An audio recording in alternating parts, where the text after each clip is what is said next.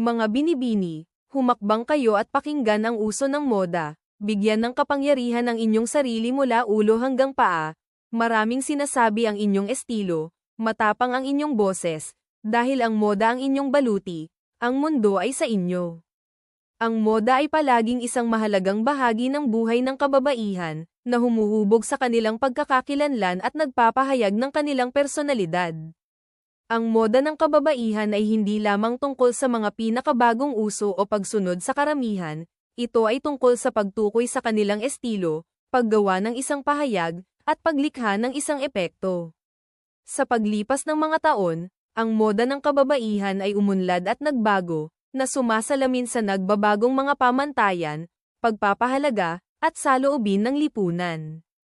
Mula sa mga corset hanggang sa mga crop top, mula sa mga hijab hanggang sa mga miniskirt, ang moda ay naging isang kasangkapan para sa mga kababaihan upang igiit ang kanilang kalayaan at makalaya mula sa mga limitasyon ng mga pamantayan at inaasahan ng kasarian.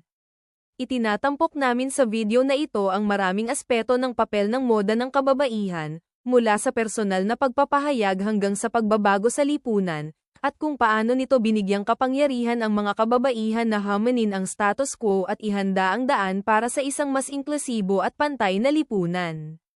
Ang fashion ay isang anyo ng pagpapahayag ng sarili, at para sa mga kababaihan, ito ay isang paraan upang maipakita ang kanilang pagkamalikhain at individualidad. Ang mga damit, aksesorya, at makeup na kanilang isinusuot ay sumasalamin sa kanilang kalooban, personalidad, at estilo. Ang fashion ng kababaihan ay palaging magkakaiba, at pinapayagan nito ang mga kababaihan na mag-eksperimento sa iba't ibang estilo, maghalo at magtugma, at lumikha ng kanilang sariling natatanging pahayag sa fashion. Gayunpaman, ang fashion ay hindi lamang tungkol sa panlabas na anyo, ito rin ay isang refleksyon ng panloob na sarili.